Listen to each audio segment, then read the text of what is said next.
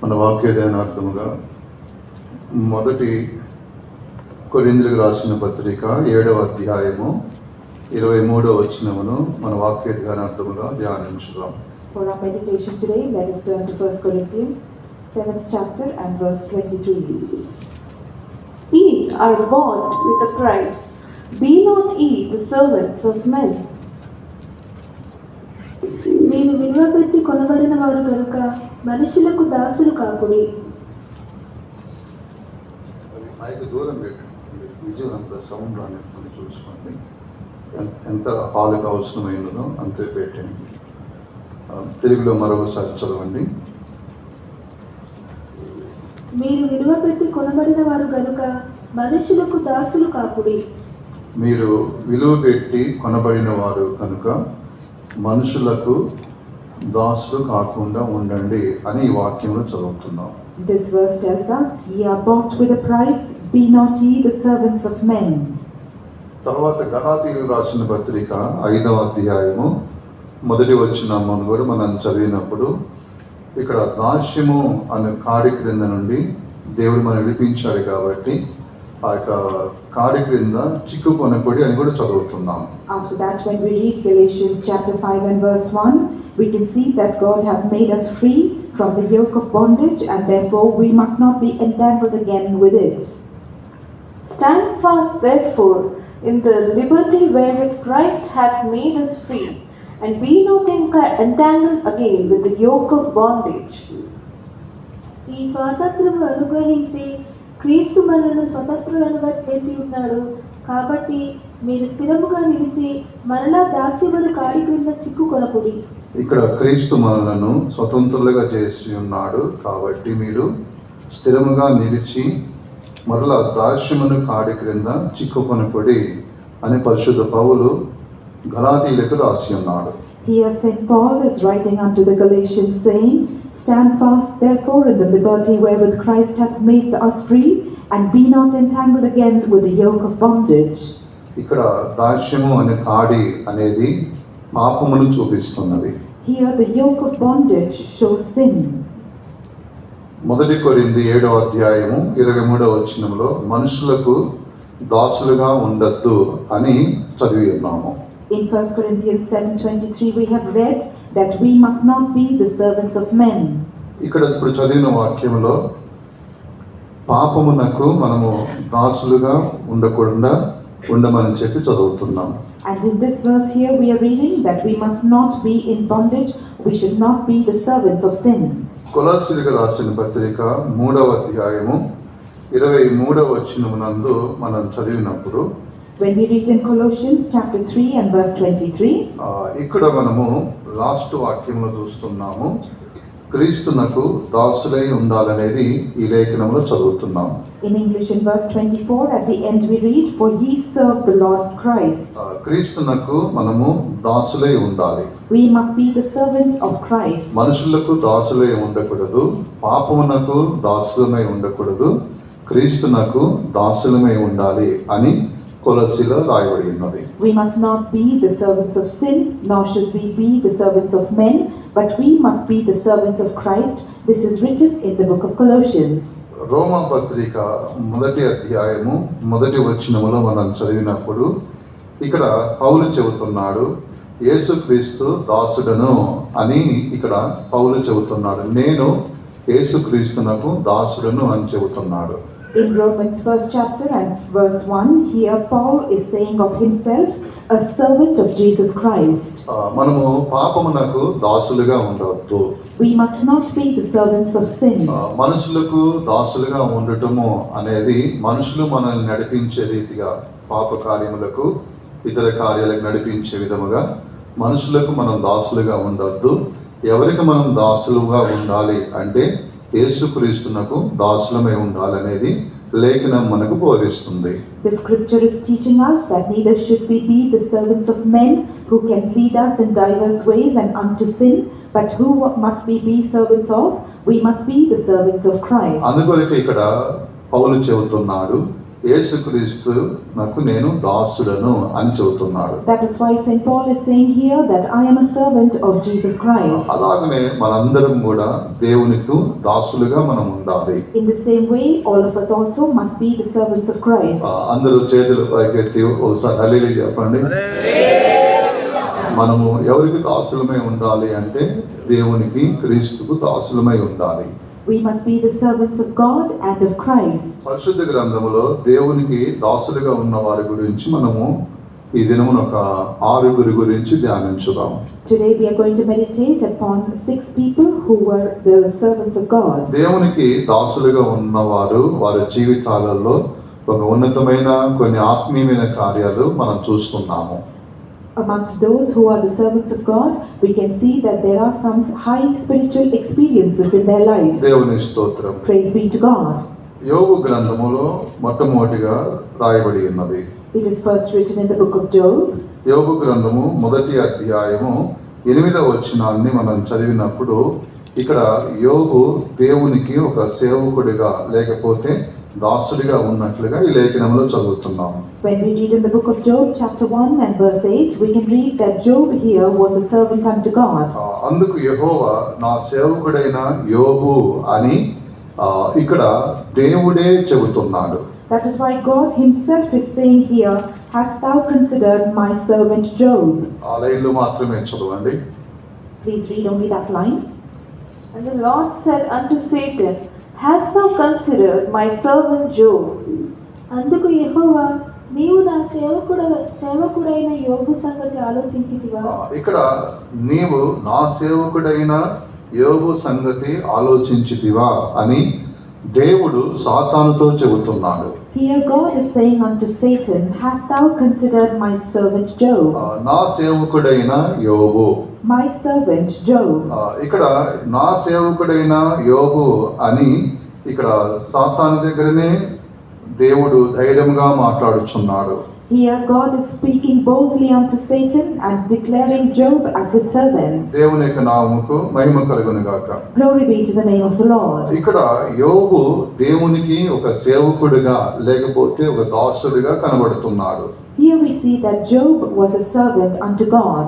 దేవునికి స్తోత్రం. Praise be to ఇక్కడ God. యోబు విషయము మనం చూసినప్పుడు When we see about Job here, ఆయన తన నోటితో కూడా పాపము చేయలేదు అని రాయబడి ఉన్నది. it is written that he did not even sin with his lips. యోబు గురించి ఎన్నో కార్యాలు ఈ గ్రంథములు మనం చూస్తాము. We can read many things about Job in this book. ఆ ఉన్న కార్యాలలో ఒక కార్యము ఇదే ఉన్నది. Amongst all those, this is one.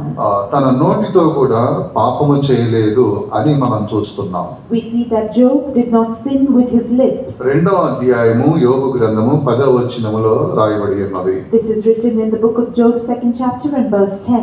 యోబుకు జరిగిన యొక్క కీడు అనేది అది దుఃఖమును కలుగు చేసే ఒక కీడై ఉన్నది. The evil that came upon Job was one which made him very sorrowful. ఆయన కుటుంబంలో జరిగిన విషాదమైన గాథ అనేది సహించలేనిదిగా కనబడుచున్నది. The great sorrow that came upon his household was unbearable. ఆయన ఒక భయభక్తులుగా అయిన వాడై ఉన్నాడు. He was a godly man. ఆయన ఒక ధనవంతుడై ఉన్నాడు. He was a wealthy man. ఇతరులకు సహాయం చేయడానికి తన హస్తమును చాపువాడై ఉన్నాడు. He was one who stretched forth his hands to help others. ఇతరుల కొరకు ప్రార్థన చేసే ఒక భక్తుడై ఉన్నాడు. He was a saint who prayed for others. ఇలాంటి ఒక కార్యాలు గల ఒక వ్యక్తి తాను తన కుటుంబంలో జరిగిన ఒక సంఘటనను బట్టి అది దుఃఖమైన సంఘటనను బట్టి దేవుణ్ణి దూషించి నోటితో పాపం చేయలేదు. ఆయన ఈ విషయంలో కూడా యథార్థంగానే ఉన్నాడని లేఖనం మనకు బోధిస్తుంది. The scripture teaches us that even though a grievous sorrow had come into his life upon his family, he did not sin against the Lord even with his lips. తన యొక్క కుమారులు కుమార్తెలు అందరూ కూడా చనిపోయి ఉన్నారు. All his sons and daughters perished. తన యొక్క ఆస్తి అంతా కూడా పోయి ఉన్నది. And he lost all his wealth. తర్వాత తనకున్న యొక్క ఆరోగ్యము పోయి ఉన్నది. He even lost his health. ఇలాగన తాను ఎంతో శ్రమ అనుభవిస్తున్నప్పటికైనాను సరే నోటి ద్వారా కూడా దేవుణ్ణి దూషించినట్లుగా లేదు. ఆయన నోటి ద్వారా కూడా పాపము చేయలేదని దేవుడు తన గురించి సాక్ష్యం చెబుతున్నాడు. Even though he had gone through all these trials and suffering, it is written here, and also the God testifies about him that he did not abuse God, nor did he curse him with his lips. దేవుని స్తోత్రం. Praise be to God. ఇది దాసుడిలో ఉన్న మొదటి స్వభావం అయి ఉన్నది. This is the first character that is in a నోటితో servant. కూడా ఆయన దూషించలేదు, నోటితో కూడా పాపము చేయలేదు. In all this did not Job sin with his lips. అంత మధురముగా ఆయన యొక్క మాటలు, తన యొక్క నోరు అనేది కనబడుచున్నది. His mouth and his words were so sweet. దేవుని స్తోత్రం. Praise be to God. అలాగనే మన జీవితములలో కూడా కొన్ని కార్యాలు అనేది ఎదురవుతాయి. అలాంటప్పుడు మనము ఎలా కనబడుచున్నాము? In the same way, when we encounter certain things in our life, how are we seen? Ruth గ్రంథం వైపు మన యొక్క గ్రంథాన్ని తెరిచినప్పుడు When we turn our books to the book of Ruth, ఇక్కడ ఒక కార్యం గురించి మనం చూస్తున్నాం. here we read of a thing. Naomi గురించి ఇక్కడ ఒక సంఘము రాయబడి ఉన్నది. An instance is written about Naomi. బెత్లెహేములో కరువు వచ్చినదని తన యొక్క ఫ్యామిలీ కుటుంబం అంతా కూడా మోయాబు దేశమునకు వారు వెళ్ళి ఉన్నారు. Because there was a famine in the land, her whole family went into the land of Moab. Bethlehem అని చెప్పినప్పుడు ఇది ఆహారపు గృహము లేకపోతే రొట్టెల ఇల్లు అని బెత్లెహేమునకు పేరై ఉన్నది. The name of Bethlehem, the meaning of it is the house of bread. మోయాబు అని చెప్పినప్పుడు తండ్రి ఎవరు అని ఆ పేరుకి అర్థమై ఉన్నది. And the meaning of the word Moab is who is the father. ఇక్కడ తన కుటుంబం అంతా కూడా వారు మోయాబు దేశంనకు వెళ్ళారు. Here we see the whole family went to the land of ఎంతో Moab. మంది బెత్లెహేములో ఉన్నప్పటికైనా సరే వీరు మాత్రమే బెత్లెహేమును విడిచిపెట్టారు. Though many remained in Bethlehem, they left Bethlehem. బెత్లెహేములో ఎంతో కష్టం ఉన్నప్పటికైనా సరే అనేకులు బెత్లెహేములోనే ఉన్నారు. కానీ ఈ కుటుంబం మాత్రమే బెత్లెహేమును విడిచిపెట్టి మోయాబు దేశంనకు వెళ్ళారు. No matter how much difficulty there was in the town of Bethlehem, there were many who stayed behind, but we see that this family left Bethlehem and went to Moab. అక్కడికి వెళ్ళిన తర్వాత తన ఇంటి వారందరినీ కూడా నష్టపరుచుకున్నది. After she went there, she lost everyone in her family. తన యొక్క భర్త చనిపోయారు. Her husband died. తన యొక్క ఇద్దరు పిల్లలు కూడా చనిపోయి ఉన్నారు. Both her sons died. ఇలాంటి సందర్భంలో తాను తిరిగి మరలా బెత్లెహేముకు వచ్చినట్లుగా మరలా చూస్తున్నాము. And in these circumstances we see that she returned unto Bethlehem. ఇక్కడ బెత్లెహేమునకు వచ్చిన తర్వాత ఆమె యొక్క నోటి నుండి వచ్చిన మాటలు అనేది ఆ యొక్క నోటిని అపవిత్రము అయినట్లుగానే మనం చూస్తున్నాము. And when she came unto Bethlehem, we can see from the words of her mouth that her mouth was defiled. దేవుడు నాకు కీడు చేసి ఉన్నాడు. The Lord has done evil unto me. మీరు నన్ను నయోమి అని పిలవద్దు, మారా అని పిలవమని చెబుతుంది. She is saying, call me not Naomi, call me Mara. ఎందుకు అంటే దేవుడు నాకు కీడు చేసి ఉన్నాడు. For the Almighty hath dealt very bitterly with me. ఇలాగున తాను తన నోటి ద్వారా పాపము చేసినట్లుగా చూస్తున్నాము. Here we see that with her lips she sinned. మొదటి అధ్యాయము 20వ వచనంలో ఈ కార్యం గురించి రాయబడి ఉన్నది. This is written off in the first chapter, verse 20.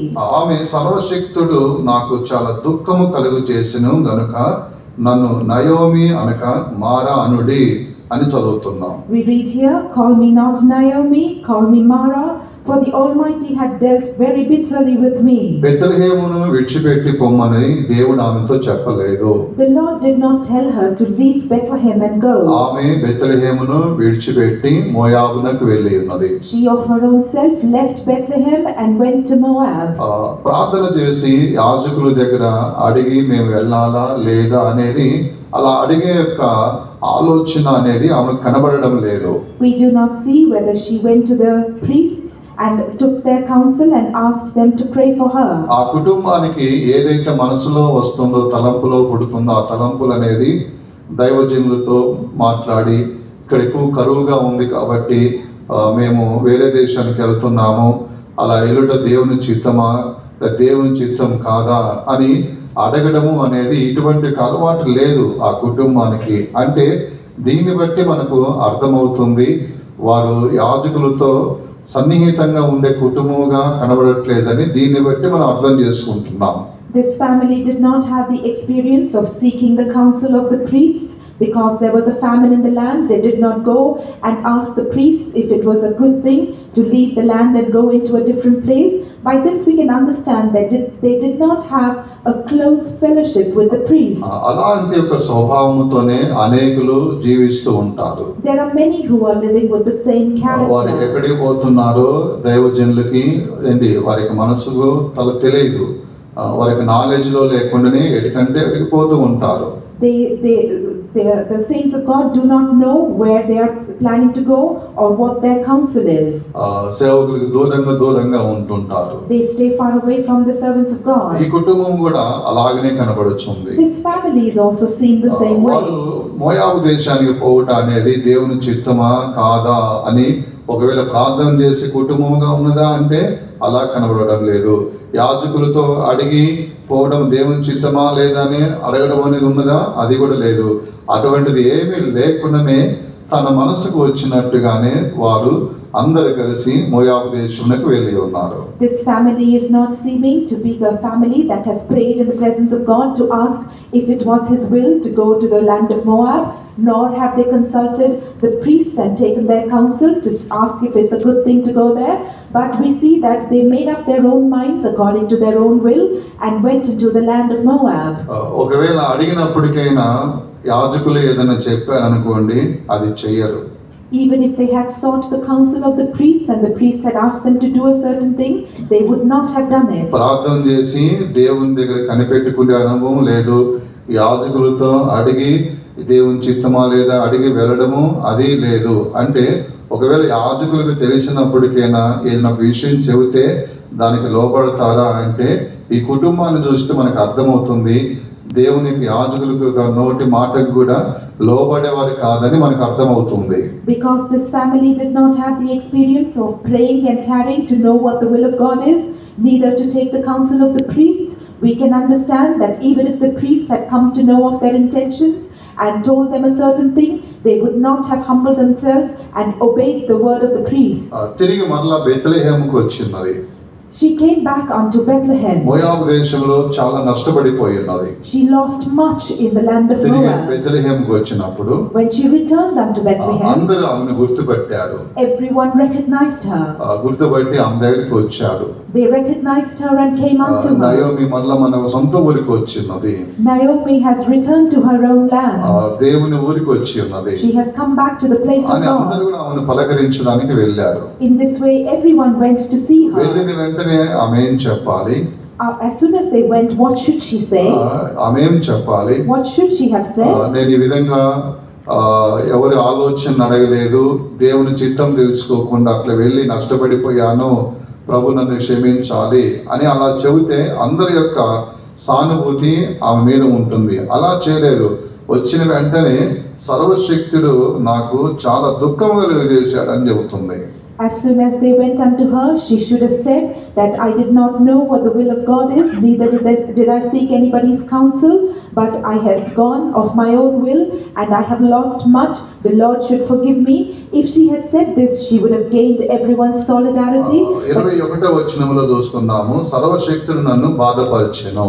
In the verse 21, she says, the Almighty hath afflicted me. అప్పుడు ఈమె యొక్క నోటిని మనము గమనించినట్లయితే, If we observe her lips, యోబు నోరుని తర్వాత ఈమె యొక్క నోరుని గమనించినట్లయితే, if we observe the lips of Job and her lips, ఎవరి యొక్క నోరు యథార్థంగా ఉన్నది, ఎవరి నోరు పాపము లేకుండా ఉన్నది అని మనకు అర్థమవుతుంది. we can understand whose lips were upright and whose lips had no sin. దీని విషయంలో మనం గమనించినప్పుడు యోబు యొక్క నోటికి మనము ఎక్కువగా ఘనత అనేది ఇవ్వగలుగుతాము. When we observe this, we can give much honor to the lips of Job. ఇక్కడ యోబు గురించి దేవుడు చెబుతున్నాడు, ఇతడు నా సేవకుడు. Here the Lord is saying about Job, he is my servant. ఎందుకు అంటే యోబు తన నోటితోనే సరే నోటి మాటలలోనైనా సరే పాపము చేయలేదని రాయబడి ఉన్నది. The reason is because it is written that Job did not even sin with his lips. ఈ సందర్భంలో నయోమిని తీసుకొచ్చి యోబు ప్రక్కన నిలబెట్టినట్లయితే ఇద్దరి కంటే కూడా ఘనత అనేది యోబుకే ఉండినట్లు మనం చూస్తున్నాం. We can see that if we bring Naomi to this instance and make her stand beside Job, we can see that the honor is Job's. అలాగనే మనకు నోరు అనేది మధురముగా ఉండాలి. In the same way, our mouth should be sweet. పరమగీతంలో ప్రియుని యొక్క నోరు గురించి మనం చూస్తున్నాం. In the Song of Solomon, we read about the mouth of the beloved. ఆయన యొక్క నోరు అనేది మధురముగా ఉన్నదని చూస్తున్నాము. And we read that his lips were sweet. అలాగనే మన యొక్క నోరు అనేది అది పాపము లేని నోరుగా కనబడాలి. In the same way, our mouth should be seen with no sin. దేవుని స్తోత్రం. Praise be to God. ఈ గడిచిన దినాలలో మన నోరు ఎలా ఉన్నదని పరిశీలించుకుంటున్నట్లయితే అది మనకు అర్థమవుతుంది. ఎలాగ మన నోరు ఉన్నది అనేది మనం ఏం మాట్లాడామో, మన నోటి ద్వారా ఎటువంటి మాటలు మాట్లాడాము అనేది మనకు అర్థమవుతుంది. అందుకోసమే దేవుని యొక్క దాసుడి యొక్క నోరు అనేది పాపము లేని నోరుగా కనబడుతుంది. In the days past, we must examine and see what state our mouth is in by the words that we spoke with it, and we can understand the state of our mouth. We can see that the servant of the Lord must have a mouth that is sweet. దేవుని స్తోత్రం. Praise be to God. తర్వాత రెండవదిగా దాసుడికున్న యొక్క స్వభావం మనం చూసినప్పుడు, Secondly, when we see the character of a servant, రోమా పత్రిక 1వ అధ్యాయం 1వ వచనములో ఇక్కడ పౌలు చెబుతున్నాడు, నేను క్రీస్తు దాసుడును అని చెబుతున్నాడు. here in Romans chapter 1 and verse 1, St. Paul is saying that he is a servant of Jesus. ఇక్కడ ఈ యొక్క దాసుడిలో ఉన్న మంచి కార్యం ఏమిటంటే 2వ కొరింథీయులకు రాసిన పత్రిక 12వ అధ్యాయము 7 నుంచి 9 వాక్యాల వరకు మనం చదివినప్పుడు ఇక్కడ ఈ దాసుడిలో ఉన్న ఒక గుణాన్ని మనం చూస్తున్నాం. The good thing that we can see in the servant is in 2 Corinthians 12th chapter verses 7 to 9. ఇక్కడ తాను వ్యాధి నుంచి విడుదల పొందుకోవడానికి దేవుని దగ్గర 3 సార్లు ప్రార్థన చేశాడు. Here we see that he prayed 3 times unto God to be delivered from a sickness. అయితే దేవుడు స్వస్థపరచకుండా కృప మీద నువ్వు ఆధారపడమని చెప్పాడు. But the Lord did not heal him, but said unto him that you must depend on grace. ఈ వాక్యములో ఇలాగన దేవుడు తనతో చెప్పిన మాటలు రాయబడి ఉన్నది. In these verses, these words which the Lord spoke unto him are written. దేవుని దాసుడు మొట్టమొదటిగా నోటిలో పాపము లేని వాడిగా కనబడుతున్నాడు. First of all, the servant of God is seen as one who has no sin in his lips. రెండవదిగా తన యొక్క వ్యాధి నిమిత్తమై ప్రార్థన చేసినప్పుడు 3 సార్లు ప్రార్థన చేశాడు. అప్పుడు దేవుడు ఏమంటున్నాడంటే నా కృప మీదనే ఆధారపడమని చెప్పాడు. He prayed 3 times for healing for his sickness, but the Lord is saying that he must depend only on grace. అప్పుడు దీన్ని బట్టి మనం అర్థం చేసుకోవాల్సింది, కృప మీద ఆధారపడతాడు దాసుడు, కృప మీద ఆధారపడతాడని మనం అర్థం చేసుకోవాలి. From this we must understand that the servant depends on grace. సొంత బలం మీద మనము ఆధారపడినట్లయితే దేవుని యొక్క ఉద్దేశమును, దేవుని యొక్క చిత్తాన్ని మనం నెరవేర్చలేము. If we depend upon our own strength, we cannot fulfill the purpose and will of God. దేవునికి సన్నిహితంగా మనం ఉండలేము. We cannot be close unto God. దేవుని యొక్క దాసుడు కృప మీద ఆధారపడతాడు. The servant of God depends on grace. తన కార్యము దేవుడు సఫలం చేయకపోయినా కూడా ఈ యొక్క దాసుడు కృప మీదనే ఆధారపడి ఉన్నాడు. Even if the Lord does not perform his matter, this servant will continue ఆయన to stay ఏమని on grace. ప్రార్థించాడు అంటే, వ్యాధి నుంచి నాకు స్వస్థత దయచేయమని అడిగినప్పుడు దేవుడు లేదు, కృప మీదనే నువ్వు ఆధారపడమని చెబితే సరే అని చెప్పి తన బ్రతికినంత కాలం కూడా కృప మీదనే ఆధారపడి ఉన్నాడు. When he prayed for healing for his sickness, when the Lord said unto him, no, but you must depend on grace, he accepted that, and all his life he depended only on grace. ఆ బలహీనతనే బలముగా తను తలంచి సంతోషపడ్డాడు. He considered that weakness his strength, and he rejoiced. అలాగనే కొన్ని విషయాలలో మనం ప్రార్థన చేసినప్పుడు ఆ ప్రార్థనకు దేవుడు జవాబు ఇవ్వడు. అయితే అలాంటప్పుడు మనం దేవుని నుంచి దూరముగా వెళ్ళొద్దు. కృప మీద ఆధారపడి ఆ వ్యాధినే అతిశయపడి ఆ వ్యాధి అందే నువ్వు అతిశయపడుతూ ప్రభువా నీ కృప దయచేయండి, ఈ వ్యాధిని బట్టి నీకు స్తోత్రం కలుగును గాక అని దేవుణ్ణి మహిమపరచాలి. In the same way, when we pray about certain things and the Lord does not answer, we must not depart from God, but we must boast in that very sickness or the thing that is causing us grief and give glory unto God. ఏదైనా కొన్ని దీర్ఘముగా ఉండే వ్యాధులు, దీర్ఘకాలం ఉండే వ్యాధులు కొన్ని శరీరంలో ఉంటాయి. అలాంటప్పుడు మీరు ప్రార్థన చేసినా కూడా దాని స్వస్థత దొరకకపోతే బాధపడకూడదు. If you have any chronic diseases and if you pray for deliverance from those sicknesses and they are not healed, you must not be grieved. ఆ యొక్క వ్యాధిలో అనుభవిస్తున్న బలహీనత ఏదైతే ఉన్నదో ఆ బలహీనతను బట్టి అతిశయపడి దేవునికి స్తోత్రం చెప్పాలి. Through that sickness, whatever weakness you may have, you must boast of that sickness and rejoice in the Lord. మన పరిశుద్ధులు కూడా అలాంటి మార్గంలో వెళ్ళి ఉన్నారు. Our saints have also gone in that same way. అడియారి సెంటర్ పాస్టర్ గారు మహిమలో ప్రవేశించారు. సెల్వం ఆయన గురించి నేను సాక్ష్యంలో విన్నాను. Pastor Selvam, who was our Adiyar Center pastor, has entered into glory, and I heard about his testimony. ఆయనకు ఆస్మా వ్యాధి ఉండేది. He used to have asthma. Asma వ్యాధి వచ్చినప్పుడు మనం చూడలేం, ప్రాణం పోయింది అనుకుంటాం చూస్తే, అంతగా కష్టపడేవాడు. When he had that sickness, we could not look at him because he used to suffer so much unto his death. దగ్గర 80 సంవత్సరాల పైన జీవించాడేమో అనుకుంటున్నాను. I believe he has lived for more than 80 years. అయితే ఒకసారి కొత్తగా ఒక వ్యక్తి రక్షింపబడి పాస్టర్ గారి దగ్గర ప్రార్థన చేయించుకోవడానికి ఆయన దగ్గరికి వచ్చినప్పుడు ఈయన ఆ యొక్క ఆస్మా వ్యాధితో కష్టపడుతున్నాడు. Once when a person was saved and he came unto pastor to have him pray for him, pastor was suffering with asthma. Pastor గారు నీకు స్వస్థత కలిగినట్లుగా ఎంతైనా నేను ఖర్చు పెడతానో, ఎటువంటి దేశముకైనా నేను తీసుకొని పోతానని ఆయన దయతో మాట్లాడాడు. He spoke kindly unto pastor saying, I will spend as much as is required to heal you, pastor. I will take you to any country that need be. అప్పుడు పాస్టర్ గారు ఏమన్నారంటే 40 సంవత్సరాల నుంచి ఇది 40 సంవత్సరాల క్రితం నాలుగు వచ్చింది, బయటికి పోవడానికి ఎటు పోవాలని తెలియక ఇరుక్కుపోయి అది కష్టపడుతుంది కానీ నేను కష్టపడట్లేదు అని ఆ మాట ఆ విశ్వాసతో చెప్పాడు. But pastor said unto that believer, this sickness has been in me for 40 years and it doesn't know where to go because it is stuck in me. It is suffering more than I am, he told the believer. ఇలాగున వ్యాధిని బట్టి అతిశయపడుతున్నారు. In this way, he is boasting of his sickness.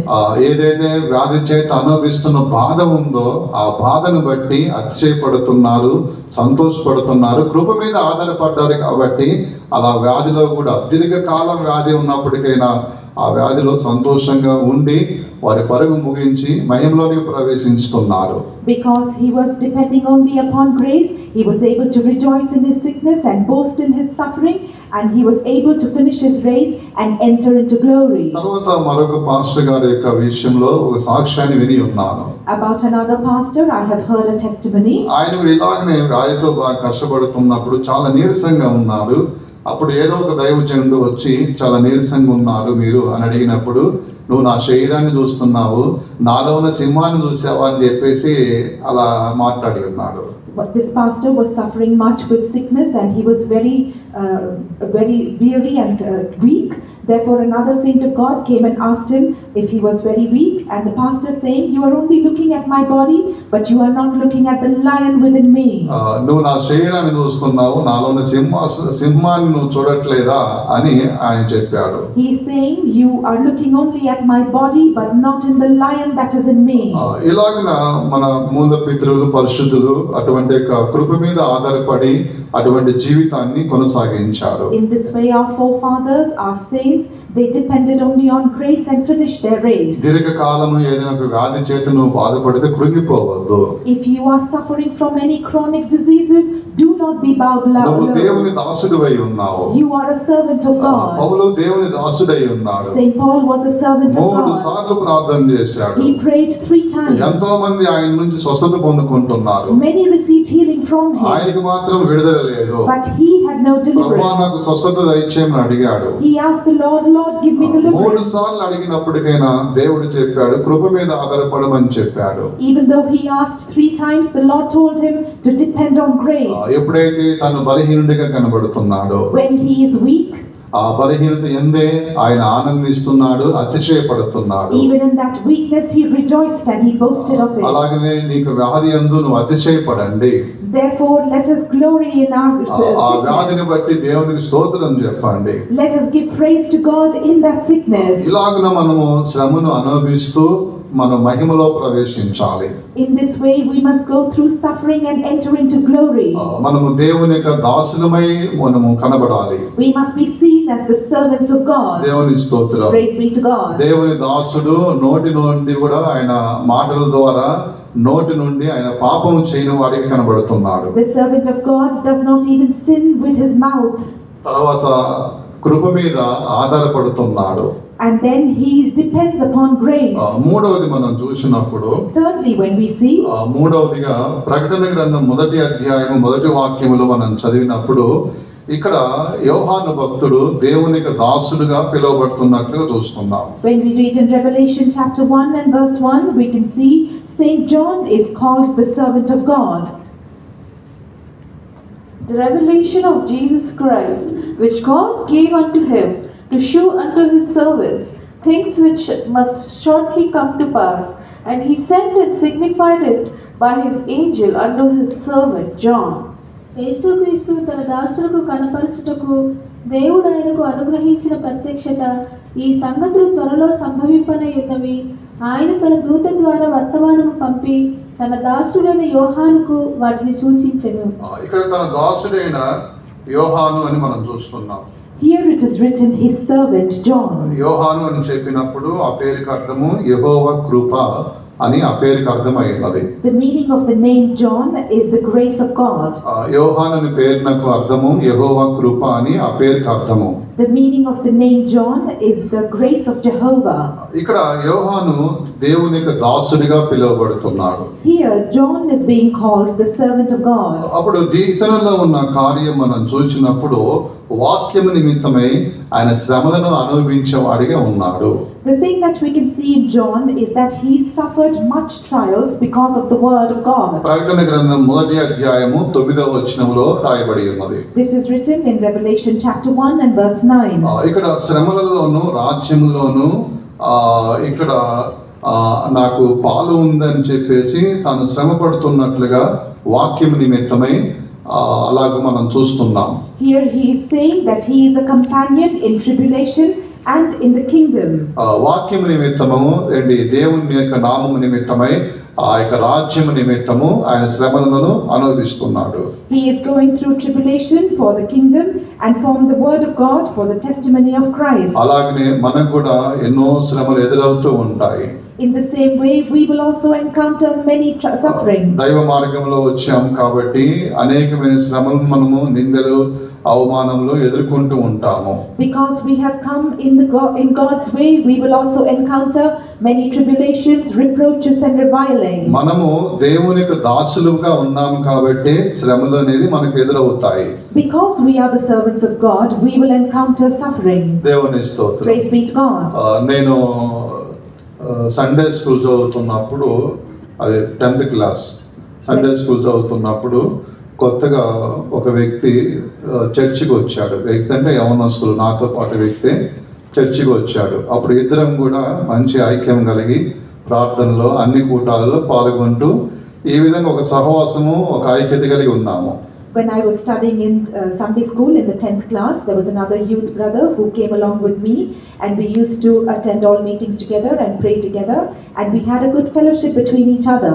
ముస్లిం కుటుంబంలో నుంచి రక్షింపబడ్డాడు. He was saved from a Muslim family. దేవుడు అంటే చాలా ఇష్టము. He was he used to like God a lot. మందిరం పోవడానికి ఇంట్లో వారికి ఇష్టం లేదు. But the people in his house did not like him to go to church. చాలా అతన్ని హింసించాడు. And they persecuted him greatly. 2 దినాలు రూములో వేసి అన్నం పెట్టేవారు కాదు. They used to shut him into his room for 2 days and not give him food. వేడి నీళ్లు తీసుకొచ్చి ముఖం మీద పోసేవారు. They used to bring hot water and throw it upon his face. అవన్నీ నాతో షేర్ చేసుకుంటాడు. He used to share all this with me. మా ఇంట్లో ఎవరికి రక్షణ లేదు. No one in my house has మందిరంకి salvation. వస్తున్నానని ఈ విధంగా హింసిస్తున్నారు. Because I come to church, they persecute me like చాలా this. కష్టపడేవాడు. He used to suffer much. సమయం ఉందంటే మందిరంలోకి వచ్చి ఏదో ఒక పని చేస్తూ ఉండేవాడు. వేరే అలవాట్లు కానీ వేరే సహవాసనం అనేది ఏది కూడా ఆ యొక్క వ్యక్తికి లేదు. ఏదైనా సమయం ఉందంటే మందిరంకి వెళ్ళి పనులు ఏదో ఒకటి చేస్తూ ఉండేవారు. If he found any time, he would always go to church and do some work over there. He had no other strange habits nor any other fellowship. మందిరంకు వెళ్ళకూడదు, యేసు ప్రభుని ఆరాధించకూడదని ఎన్నెన్నో కార్యాలు ఇంటి వారు అతనికి చేసి ఉన్నారు. ఎన్ని ప్రయత్నాలు చేసినప్పటికైనా దేవుని మాత్రము విడిచిపెట్టలేదు. ఆ శ్రమలన్నింటిని కూడా సహించుకున్నాడు. His family did many things to him, that he should not go to church, nor should he worship Jesus Christ, but he endured all of those tribulations, but he did not depart from God. దేవుని స్తోత్రం. Praise be to God. కొంతకాలం మన సహవాసంలో ఉన్నాడు. He was in our fellowship for a short while. తర్వాత తాను వేరే దగ్గరికి వెళ్ళి వేరే సహవాసంలో స్థిరపడిపోయాడు. After that he went to a different fellowship and he became established in it. ఈ దినమున తాను ఒక సేవకుడై ఉన్నాడు. Today he is a servant of God. దేవుని స్తోత్రం. Praise be to God. ఎన్నో అవమానాలు, నిందలు, శ్రమలను అనుభవించాడు. He went through much tribulation and reproaches and reviling. దేవుని స్తోత్రం. Praise be to God. అలాగనే నేను సేవ చేస్తున్న స్థలంలో ఒక సహోదరి గురించి ఒక సాక్ష్యం అనేది విని ఉన్నాను. In the same way, in a place where I was serving, I heard a testimony about a sister. తాను ఇంట్లో ప్రార్థన కాదు, బైబిల్ కూడా ఉంటే వారు ఆమెను కొట్టేవారు. Not just prayer, but if she even had a Bible in her house, they used to beat her. ఆమె ప్రార్థన చేసుకునే స్థలము బాత్రూంలోకి వెళ్ళి ఆమె ప్రార్థన చేసుకుంటుంది. She used to go into the bathroom if she had to pray. భయంగా దేవుని యొక్క వాక్యం ఒక పేజీ తీసుకుని వెళ్ళి ఇంట్లో దాచిపెట్టి ఆమె చదువుకునేది. With great fear, she used to take the word of God page by page to her home and read it. ఒక దినమున ఈ విషయము బైబిల్ చదువుతుందని ఇంటి వారికి తెలిసినప్పుడు ఆమెను చాలా కొట్టడము, హింస పెట్టడం చేసి ఉన్నాడు. One day when the people in her family got to know that she was reading the word of God in such a way, they struck her and they persecuted her much. అంతగా తన భర్త ఆమెను హింసించేవాడు. And her husband used to greatly persecute her. ఇక ఒకసారి బాగా కొట్టి బాత్రూంలో వేసి 3 దినాలు డోర్ తీయలేదు. Once he beat her and cast her into the bathroom and shut the door on her and did not let her out for 3 days. ఈమె door కొట్టడం గాని అరవడం గాని ఏమీ చేయలేదు.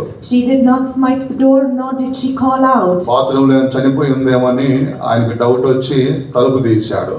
Because he doubted that she may have died in the bathroom, he opened the door. 3వ దినమున On the 3rd day, ఆమె మోకరించి దేవునికి స్తోత్రం చెబుతుంది. she is upon her knees praising God. అప్పుడు ఆయన హృదయమే చలించిపోయి ఉన్నది. Then his heart became cold. ఇక మందిరానికి పోయే విషయంలో ఆటంకపరచలేదు. He did not hinder her anymore in going to church. మందిరానికి దగ్గరికి విడిచిపెడతాడు, టైంకి వచ్చి తీసుకొని పోతాడు. He came to drop her at church and pick her up on time. ఇలాగా దేవుని యొక్క నామము నిమిత్తము, వాక్యం నిమిత్తము, దేవుని కొరకు శ్రమలు అనేది అనుభవించిన వారిని ఎంతో మందిని చూస్తున్నాము. అలాగనే మన సంఘంలో కూడా చూస్తూనే ఉన్నాము. In the same way, we can see many people, even in our own church, who have gone through much suffering for God. ఉద్యోగ స్థలాల్లో ఇబ్బంది పడుతున్నారు. They are going through difficulties in their అన్ని workplace. జనుల మధ్యలో ఇబ్బంది పడుతున్నారు. They are in great difficulty amongst కొంతమంది Gentiles. రెంట్ హౌస్ కు వెళ్ళినప్పుడు వారు ఇల్లు అనేది రెంట్ కి ఇవ్వకుండా అలాగే కూడా సఫర్ అవుతూనే ఉన్నారు. There are many who are in rented homes,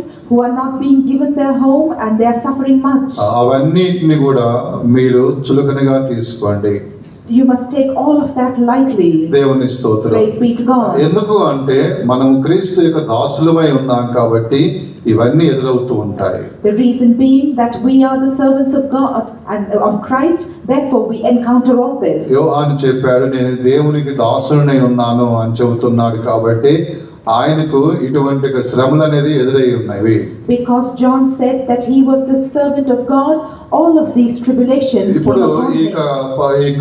ప్రకటన గ్రంథం రాసినది కూడా ఆయన పద్మోస్ దీవిలోనే రాసి ఉన్నాడు. Even the book of Revelation was written by him in the Isle of Patmos. ఆయన శ్రమలలో ఉండే ఈ కార్యాలన్నీ రాసి ఉన్నాడు. Even in his suffering, he wrote all this. దేవుని స్తోత్రం. Praise be to God. ఎన్నో దర్శనాలను చూశాడు. He saw many visions, దేవునికి దగ్గరగా ఉన్నాడు. and he was nigh unto God. శ్రమలు ఎదురైనవని దేవునికి దూరంగా లేడు. Because he had sufferings, he did not go far from God. ఆత్మలో ఆనందించాడు. He rejoiced in the Spirit. దేవుని స్తోత్రం. Praise be to God. తర్వాత నాలుగవదిగా మనం చూసినప్పుడు Then fourthly, when we see రెండవ పేతురు పత్రిక 1వ అధ్యాయము 1వ వచనములో చూసినప్పుడు ఇక్కడ పేతురు కూడా చెబుతున్నాడు, దేవునికి దాసుడిగా పేతురు కూడా పిలువబడుతున్నట్లు చూస్తున్నాం. when we read the second epistle of Peter, first chapter, first verse, Simon Peter also here is being called a servant of God. దేవునికి నా మహిమ కలుగును గాక. Glory be to the name of the Lord. పేతురు కూడా నేను క్రీస్తు దాసుడను అని చెబుతున్నాడు. Peter also is saying that I am a servant of Christ. అయితే ఈ దాసుడి యొక్క జీవితాన్ని మనం చూసినప్పుడు Now when we see the life of this servant, ఎలా కనబడుతున్నాడు? how was he seen? యోహాను సువార్త 13వ అధ్యాయము 9వ వచనమును మనం చదివినప్పుడు When we read in the Gospel according to John 9th chapter and verse 13, 13వ అధ్యాయము యోహాను సువార్త 9వ వచనాన్ని మనం చదివినప్పుడు when we read in Gospel according to John 13th chapter and verse 9, పేతురు చెబుతున్నాడు, ప్రభువా నా పాదములు మాత్రమే కాదు నా చేతులు తల కూడా కడుగుమని చెబుతూ ఉన్నాడు. here Peter said unto the Lord, not my feet only, but also my hands and my head. ఇక్కడ తన్ను తాను శుద్ధి చేయాలి, నన్ను శుద్ధి చేయమని అంటున్నాడు. Here he is saying that he must be cleansed. దేవుని స్తోత్రం. Praise be to మనం God. దేవుని దాసులమై ఉన్నాం కాబట్టి మనల్ని మనము పవిత్రపరచుకోవాలి, తర్వాత దేవుని ద్వారా కూడా పవిత్రపరచబడాలి. Because we are the servants of God, we must sanctify ourselves, and not only that, we must be cleansed by God himself. దేవుని స్తోత్రం. Praise be to God. పామురముకు ఒక అలవాటు ఉన్నది. The dove has a habit. అది ఒంటరిగా ఉన్నట్లయితే ఏదైనా తన యొక్క రెక్కల మీద కానీ తనకున్న యొక్క ఈకల మీద కానీ ఏదైనా మురికి పడినట్లయితే తన శరీరంలో నుండి ఒక ఆయిల్ వంటి పదార్థాన్ని బయటికి రిలీజ్ చేసి ఆ ఆయిల్ లాంటి పదార్థముతో తనకున్న ఈకల పైన ఉన్న మురికి ఏదైతే ఉంటుందో దాన్ని శుభ్రం చేసుకుంటుంది. Its habit is that whenever it's alone, if there is any dust or any filthiness upon its wings or feathers, it secretes an oil from within itself and it preenes its feathers and cleans them. Oil ఎక్కడి నుంచో రాదు, తన శరీరంలో నుంచే బయటకు వస్తుంది. That oil does not come from anywhere but from its own body. సమయం ఉన్నప్పుడు అది అలాగున తన ఈకలను ఆయిల్తో శుద్ధి చేసుకుంటుంది. Whenever it has time, it cleans its feathers with its own oil. అలాగే మనము కూడా సమయం దొరికినప్పుడంతా కూడా పవిత్రపరచుకోవాలి. In the same way, we must also sanctify ourselves whenever we find time. ఇటువంటి అలవాటు ఉంది కాబట్టి పరిశుద్ధాత్మ దేవుడు కూడా పావురానికి పోల్చబడి ఆయన చెప్పబడుచున్నాడు. Because the dove had such a habit, even God the Holy Spirit is typified by the dove. దేవుని స్తోత్రం. Praise be to God. ఎప్పుడైతే నీకు సమయం దొరుకుతుందో Whenever you find time, ప్రభువా మీరు నన్ను కడగండి, Lord cleanse me. ఇలాగ దేవుని చేత మనల్ని మనం శుద్ధి చేసుకోవాలి. In this way, by God we must be sanctified. అలాగనే మనల్ని మనము పవిత్రముగా చేసుకోవాలి. In the same way, we must sanctify ourselves. ఆ యొక్క పామురము ఏ విధంగా తన్ను తాను పవిత్రం చేసుకుంటున్నదో ఆ యొక్క నూనె ఆయిల్తో అలాగే మనము కూడా మనల్ని మనం పవిత్ర చేసుకుంటూనే ఉండాలి. Just as the dove is sanctifying itself with the oil, we too should continually cleanse ourselves. దేవుని స్తోత్రం. Praise be to God. తర్వాత ఐదవది మనం చూసినప్పుడు Fifthly, when we read, Abraham గురించి మనం చూస్తున్నాం. we read about Abraham. 105వ కీర్తన 5వ వచనములో మనం చూసినప్పుడు ఇక్కడ అబ్రహాము కూడా దేవునికి దాసుడుగా పిలువబడుచున్నాడు. When we read in Psalm 105 and verse 5, we can see Abraham is also called the servant of God. దేవుని స్తోత్రం. Praise be to God. ఇక్కడ అబ్రహాము దేవుడైన యెహోవాకు దాసుడై ఉన్నాడు. Here we see that Abraham is the servant of the Lord God. దేవుని స్తోత్రం. Praise be to God. ఇక్కడ అబ్రహాము దేవునికి దాసుడిగా పిలువబడుతున్నాడు. Here we see that Abraham is called the servant of God. అయితే ఈ దాసుడి కొన్ని యొక్క స్వభావాలు ఎన్నో కనబడుతున్నాయి. This servant has many characteristics. వాటిలో మనము ఒకదాన్ని గురించి చూసినప్పుడు ప్రార్థన అయి ఉన్నది. Amongst those, one when we see is prayer. 18వ అధ్యాయము ఆదికాండం 18వ అధ్యాయం వైపు మన గ్రంథాన్ని తెరిచినప్పుడు When we turn towards Genesis 18th chapter, 25వ వచనములో మనం చూస్తున్నాం. we can read this in verse 25. ఇక్కడ సొలొమోను గురించి ఆయన ప్రార్థించిన వాడికి కనబడుతున్నాడు. Here we see that he prayed for Sodom. 23వ వచనం నుండి 33వ వచనం వరకు మనం చదివినప్పుడు దగ్గర 6 సార్లు ప్రార్థించినట్లుగా చదువుతున్నాము. When we read from verse 23 to verse 33, we can see that he prayed nearly 6 times. ఇక 6 సార్లు కూడా దేని కొరకు ప్రార్థించాడు? All these 6 times, what did he pray for? ఒకే కార్యం కోసం ప్రార్థించాడు. He prayed for but one thing. ఆ ఒక కార్యం ఏమై ఉన్నది? What is that one thing? సొదొమ గొమొర్రా పట్టణం విషయమే ప్రార్థించాడు. He prayed about Sodom and Gomorrah. ఒకసారి చేసి మౌనంగా లేడు, 6 సార్లు విజ్ఞాపన చేశాడు. He did not pray just once and be silent, but he made supplication 6 times. దేవుని స్తోత్రం. Praise be to God. అలాగనే ప్రార్థన యందు మనము విసిగించుకోకూడదు.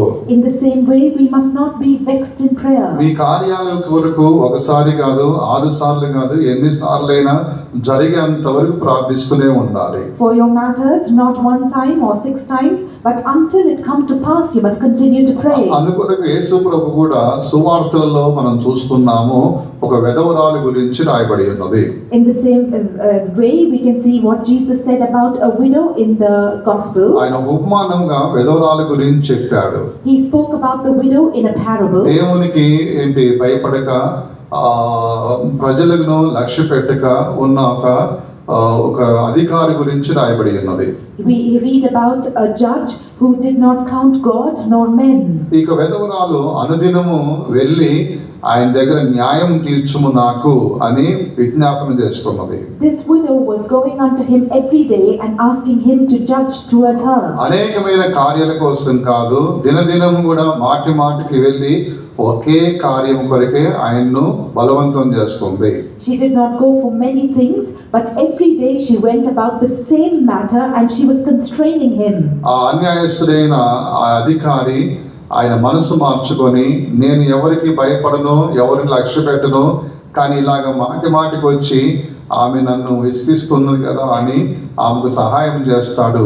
అన్యాయస్తుడైన అధికారి అలా ఉంటే నేను మీ పట్ల ఎలా ఉంటానో, ఖచ్చితంగా తన గురించి మొరపెట్టు వారికి దీవారాత్రులు ఎవరైతే మొరపెడుతున్నారో వారికి సహాయం చేయనా అని యేసు ప్రభు ఉపమాన రీతిగా అర్థమించే విధముగా ఈ కార్యాలు తెలియపరిచాడు. The Lord made these things known unto us in the form of a parable about the unjust judge which feared not God, neither regarded man. Yet when the woman supplicated unto him day and night, he did help her. Therefore he says, shall not God be there for his own elect, and will he not help them?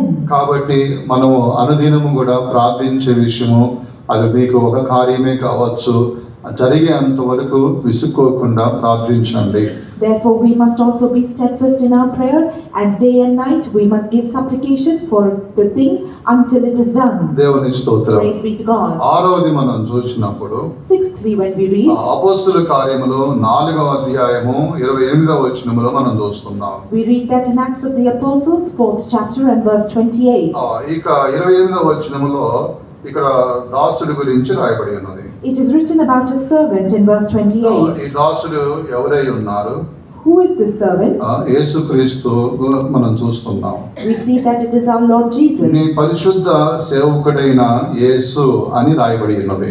It is written in verse 27 in English, thy holy child or servant Jesus. నీవు అభిషేకించిన నీ పరిశుద్ధ సేవకుడైన యేసు అని మనం చూస్తున్నాం. It is written, thy holy servant Jesus, whom thou hast anointed. భూమి మీద ఉన్నంత వరకు యేసుక్రీస్తు ఒక సేవకుడిగాను ఒక దాసుడిగానే ఆయన తండ్రి పట్ల జీవించి ఉన్నాడు. As long as he lived upon this earth, Jesus lived as a servant unto the Father. అందుకొరకే ఫిలిప్పీయులకు రాసిన పత్రికలో మనం చూస్తున్నాం. That is why we read also in the epistle to the Philippians. ఆయన దాసుని స్వరూపమును ధరించుకున్నాడని 2వ అధ్యాయము 7వ వచనములో రాయబడి ఉన్నది.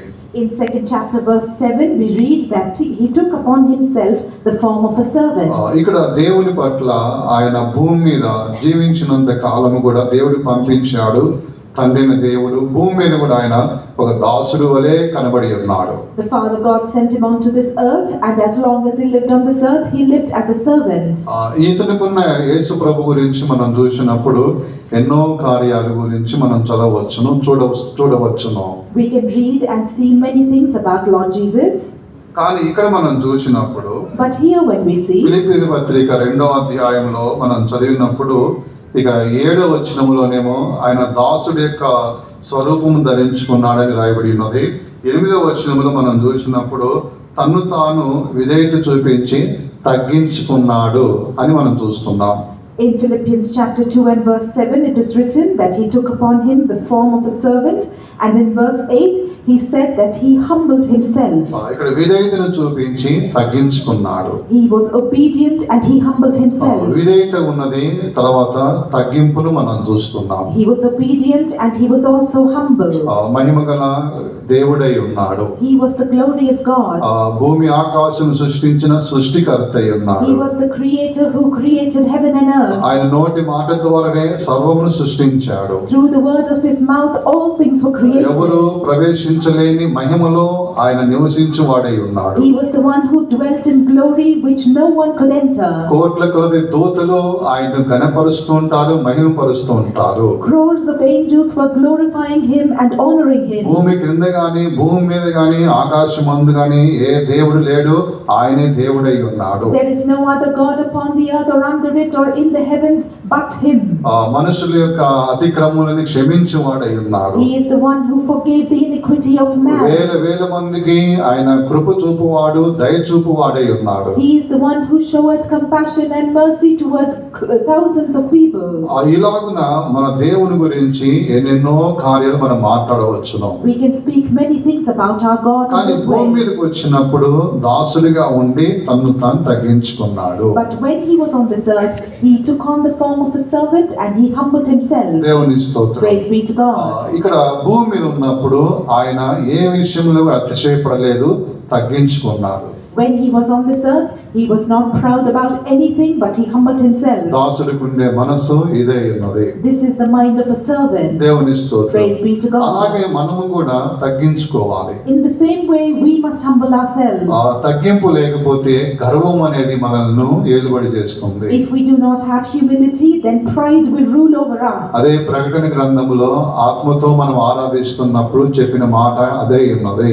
This is the thing that was spoken when we were worshipping in the spirit in the book of Revelation. 12వ అధ్యాయము ప్రకటన గ్రంథములు మనం చూసినప్పుడు ఆకాశ మండలములో ఉన్న నక్షత్రములను ఆ యొక్క ఘట సర్పము తోక చేత ఈడ్చి భూమి మీద పడవేసినట్లుగా రాయబడి ఉన్నది.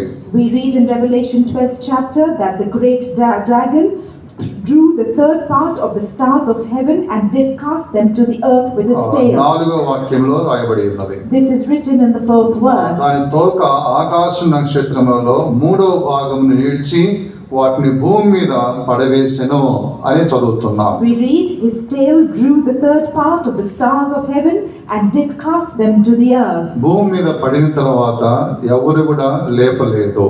After falling to the earth, no one could raise them up. ఎవరైనా చేయి చాపి పైకి లేవనెత్తినట్లుగా తీసుకెళ్లి మళ్ళా ఆకాశంలో పెట్టినట్లుగా రాయబడలేదు. It is not written that anyone took hold of them and put them back in the sky. దేవుని స్తోత్రం. Praise be to God.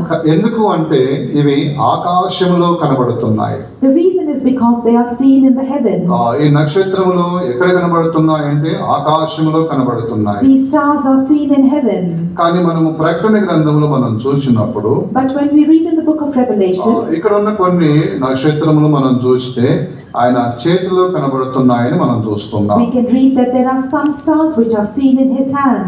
2వ అధ్యాయము 1వ వచనములో 7 నక్షత్రములు తన కుడి చేత పట్టుకొని అని రాయబడి ఉన్నది. In 2nd chapter verse 1 we see that he had 7 stars in his right 7 hand. నక్షత్రములు అనే సంఖ్యను మనం చూస్తున్నాం. We can see the number 7 written here. కానీ 12వ అధ్యాయంలో ఉన్న నక్షత్రాలను చూస్తే అవి 7 అని సంఖ్య లేవు, 3వ భాగము అని చెప్పినప్పుడు ఎన్ని ఉన్నాయో తెలియదు, అంటే ఎక్కువగా మనం చూస్తున్నాము. But in the 12th chapter, it is not written about the number.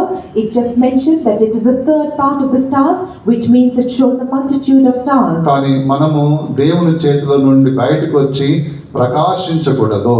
But we should not come out of the hand of God and నీవు shine. నీవు ఆకాశమునకు ఎక్కకూడదు. You must not climb up to the heavens. దేవుని హస్తంలో నుంచి బయటకు వచ్చి నువ్వు ప్రకాశించవద్దు. You should not come out of the hand of God and shine. నువ్వు దేవుని హస్తంలో ఉంటేనే కాపాడబడతావు. You will be preserved only in you if you are in the hand of ఆయన God. తన హస్తముల చేత నిన్ను కప్పి పెడతాడు. He will cover you with his hands. ఎవరికి కనపడకుండా కప్పి పెడతాడు. He will cover you so that you are seen by no one. అలా కాకుండా దేవుని హస్తంలో నుంచి బయటకు వచ్చి నీవు ఆకాశంలోకి ఎక్కినట్లయితే ఘట సర్పం పట్టుకుంటుంది. But instead of being covered, if you come out of the hand of God and climb up to the heavens, the dragon will capture you. కొంతమంది తమకున్న మహిమను కనపరుచుకోవడానికి ప్రయాసపడుతూ ఉంటారు. There are some who are striving to show forth their own glory. వారికి ఉన్న యొక్క talent ఏది ఉన్నప్పటికైనా సరే అది ఇతరులకు కనపరుచుకోవడానికి ప్రయాసపడుతూ ఉంటారు. ఇటువంటి వారు దేవుని హస్తంలో నుంచి బయటకు వచ్చి ఆకాశమునకు ఎక్కిన వారై ఉన్నారు. They try to show forth their talents to others. These are the ones who have come out of the hands of God and have climbed up to the heavens. ప్రియమైన దేవుని బిడ్డలారా, Beloved children of God, ఎటువంటి కార్యములు నీకు ఉండొచ్చు, జ్ఞానం ఉండొచ్చు, ఆరోగ్యం ఉండొచ్చు, సౌందర్యం ఉండొచ్చు, ఉద్యోగం ఉండవచ్చు, లేకపోతే ఏదైనా ఒక మంచి స్వరం ఉండొచ్చు, ప్రార్థనా జీవితం ఉండొచ్చు, ఏదైనా ఉన్నాయి, కానీ నువ్వు ఆకాశమును ఎక్కవద్దు. ఇటువంటి మహిమను ఆధారం చేసుకొని ఆకాశంలోకి ఎక్కినట్లయితే, దేవుని చేతిలో నుండి బయటకు వచ్చి ఆకాశంకి ఎక్కినట్లయితే ఒక దినమున నువ్వు పడిపోతావు. you might have many good things within you. It might be wisdom or beauty or a good job, or you might have a good prayer life.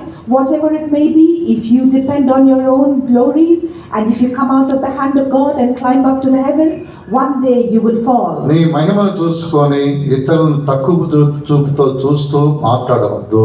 Do not look unto your own glories and look down upon others. నీకున్న మహిమను చూసుకొని ఇతరులను నువ్వు గర్వించి వారి మీద హెచ్చించుకొని తక్కువగా నువ్వు మాట్లాడవద్దు. Do not look at your own glories and exalt yourself over others and look down upon them. అలా నువ్వు చేస్తున్నావంటే దేవుని హస్తంలో నుంచి బయటకు వచ్చి నువ్వు ప్రకాశిస్తూ ఆకాశంకి ఎక్కి ఉన్నావని అర్థమై ఉన్నది. If you are doing so, it means that you have come out of the hands of God and climbed up to heavens and you are shining there. యెషయా గ్రంథం 14వ అధ్యాయము మనం చూసినప్పుడు ఇక్కడ ఆకాశంకి ఎక్కిన ఒక నక్షత్రాన్ని చూస్తున్నాము. అదే ఆ యొక్క పడిపోయిన దూత ఉన్నది, అపవాది ఉన్నది. In the book of Isaiah 14th chapter, here we see of a star which climbed up to the heaven. This is the fallen angel. అలా నీవు కూడా దేవుని హస్తములో నుండి బయటకు వచ్చి ఆకాశంకి ఎక్కి అలా ప్రకాశిస్తున్నట్లు కనపరిచినట్లయితే నీవు నీ తండ్రి యొక్క అపవాది యొక్క సంతతి అయి ఉన్నావు. In the same way, if you also come out of the hands of God and climb up to heaven and shine there, it means that you are a child of your father Satan. కానీ దేవుని హస్తంలో 7 నక్షత్రాలు చూస్తున్నాము. But we see 7 stars in the ఈ hands of 7 God. నక్షత్రాలకు కూడా మహిమ ఉన్నది. These 7 stars have glory, కానీ దేవుని హస్తంలోనే కనబడుతున్నాయి. but they are in the hand of God. తను తాను తగ్గించుకుని ఉన్నవి. They have humbled themselves. ఎవరు కూడా ఆ నక్షత్రాలను ఆయన చేతుల నుంచి అపహరించరు. No one can pluck them away from his hand. అలాగే మనము కూడా ఎటువంటి మహిమ మనకు ఉన్నప్పటికైనా మనం తగ్గించుకొని దేవుని హస్తంలో దాగి ఉండాలి. Therefore, no matter what glory we may have, we must humble ourselves and be hidden in the hand of Yesu God. ప్రభు ఎన్నెన్నో కార్యాలు చేసి ఉన్నాడు. Jesus Christ did many కానీ things, భూమి మీద ఆయన దాసుడిగా ఉన్నాడు అనగా ఆ దాసునికి తగ్గింపును మనం చూస్తున్నాము. but he was as a servant upon this earth. That means he had humility. మన మనుషులకు దాసులుగా ఉండవద్దు. We must not be the servants of men. మనము పాపమునకు దాసులుగా ఉండవద్దు. We must not be the servants of మనము sin. దేవునికే దాసులమై ఉన్నాము. We must be the servants only of ఎప్పటి God. వరకు మనం దేవునికి దాసులై ఉండాలి? Until when should we be the servants of God? మరణించేంత వరకు, Until we మన die. మహిమలో ప్రవేశించేంత వరకు. Until we enter enter into ప్రభువా glory. నీ ఇంట్లో నేను ఒక దాసుడినై ఉన్నాను ప్రభువా. Lord, I am a servant in your నేను house. ఎక్కడ ఉన్నప్పటికీ నేను నీకే దాసుడును ప్రభువా.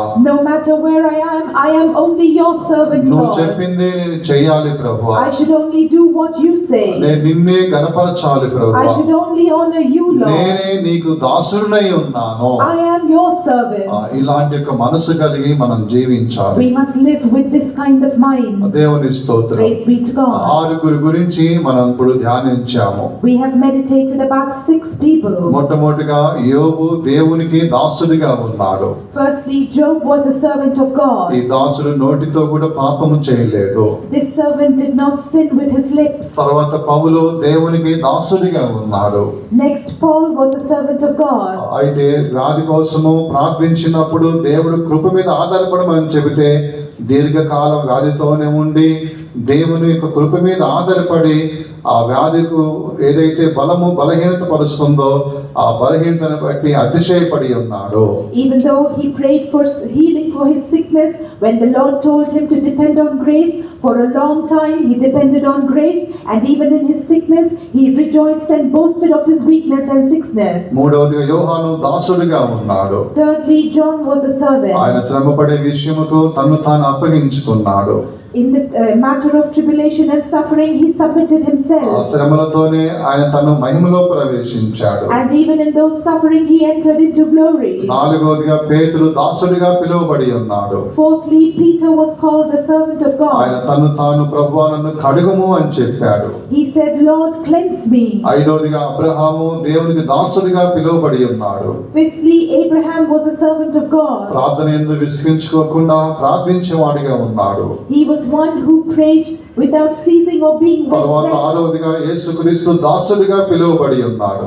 Then sixthly, Jesus Christ was called a ఆయన servant. తన్ను తాను తగ్గించుకున్నాడు. He humbled himself. అలాగే మనం కూడా దాసుడికి ఉండే కార్యాలు కలిగి ఉందము గాక.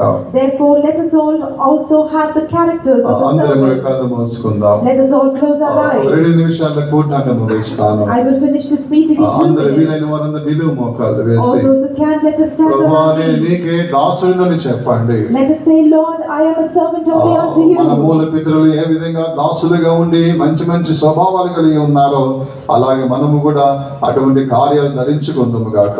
Even as our forefathers were servants and they had good characters, let us also put on those characters. ఎప్పుడైతే నీ నోరు తెరిచి నేను దేవునికి దాసుడులను చెబుతావో When you open your mouth and say, I am the servant of అప్పుడు God, పాపము నీ మీద ఏలుబడి చేస్తున్న పాపముగా ఉన్న యజమానుడు నీ నుంచి దూరం అవుతాడు. the enemy, the master that is sin, that is having dominion of you, will depart from సాతాను నీ నుంచి దూరం అవుతాడు. you. Satan will go far from you. యజమానుడిగా నీ దేవుడు నీ దగ్గరికి వస్తాడు. Your God will come unto you as your master. దాసుని యొక్క అభిషేకం పొందుకుందాము గాక. Let us receive the anointing of a servant. ఎవరు కళ్ళు తెరవద్దు. No one should open your అందరూ eyes. కూడా వీలైన వారి నిలువు మోకాళ్ళు వేసి All those who can, let us stand on our దాసుని feet. అభిషేకం పొందండి. Let us receive the anointing of దాసుని a యొక్క servant. కృపను పొందుదుము గాక. Let us receive the grace of a servant. పరిశుద్ధాత్మ దేవుడు యాజకుడిగా మన మధ్యలో సంచరిస్తూ ఉన్నాడు. God, the Holy Spirit is moving as a as priest in our midst. దేవుని ఎదుట మనల్ని మనం తగ్గించుకుందాము గాక. Let us humble ourselves ఆ before దేవా God. నేను నీకు దాసుడినై ఉన్నాను అని చెప్పండి చాలు. దాసుని యొక్క అభిషేకం నువ్వు పొందుకుంటావు. It is enough if we say, Lord, I am your servant, and you will receive the anointing of a servant.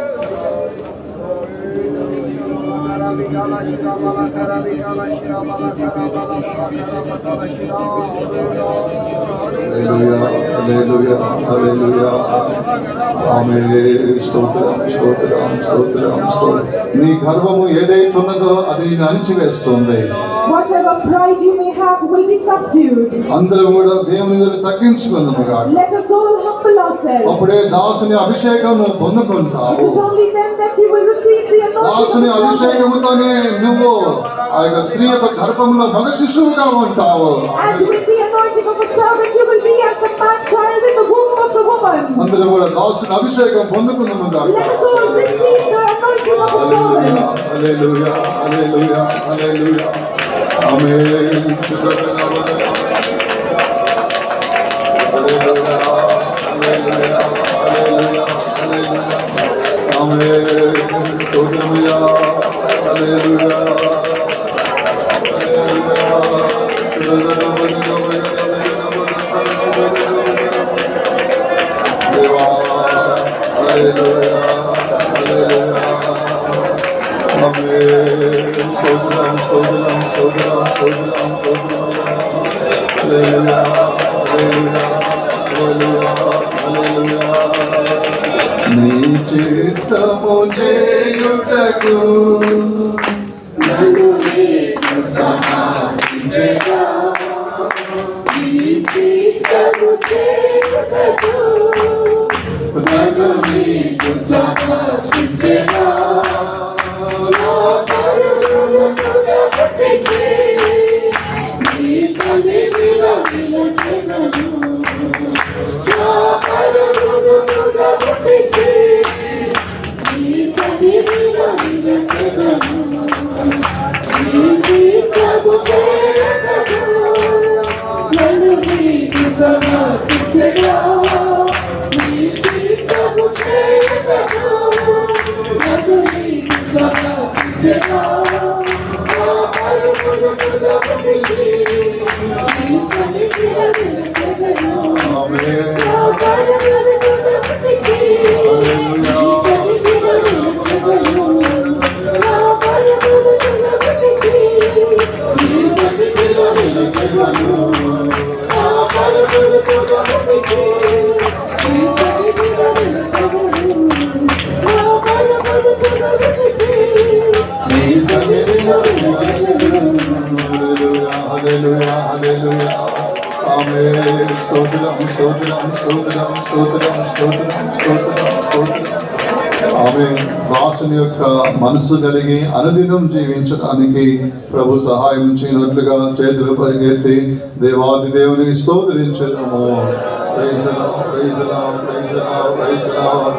ఆమేన్ స్తోత్రం స్తోత్రం స్తోత్రం స్తోత్రం ఆ కృపను నష్టం చేసుకోకూడదు మన సంఘస్థులందరికీ సహాయం చేయనట్లుగా స్తోత్రించదము స్తోత్రం స్తోత్రం స్తోత్రం స్తోత్రం తండ్రి కుమార పరిశుద్ధాత్మ దేవునికి స్తోత్రించదము స్తోత్రం స్తోత్రం స్తోత్రం సమస్త మహిమా దేవునికి చెల్లించి స్తోత్రించదము స్తోత్రం స్తోత్రం స్తోత్రం స్తోత్రం కృపా కనికరం గల మా ప్రియ ప్రభా మీ స్తోత్రం తండ్రి నైనా ప్రభా మీరు మమ్మల్ని ప్రేమించి వారి మధ్యలో కూడా తండ్రి మేము ఈ విధముగా తండ్రి కూడి మీ సన్నిధిలో నైనా మిమ్మల్ని స్తుతించుటకు ఆరాధించుటకు ప్రభా మీరు మాకు సహాయం చేసినందుకు కొరకే స్తోత్రం మీ కృప కొరకు మేము కృతజ్ఞతాస్తుతులు చెల్లించుకొచ్చున్నాం తండ్రి ఇంతవరకు మీరు మాతో కూడా ఉన్నందుకు కొరకే స్తోత్రం పాడి స్తుతించి మిమ్మల్ని మహిమపరచుటకు కృప చేసినందుకు కొరకే స్తోత్రం తండ్రి ప్రభా మీ ఆత్మ చేత మీరు బలపరిచినందుకు కొరకే స్తోత్రం తండ్రి నైనా స్వామి స్తోత్రం తండ్రి రాత్రికాల సమయంలో కూడా తండ్రి మీరు మా మధ్యకి దిగి వచ్చి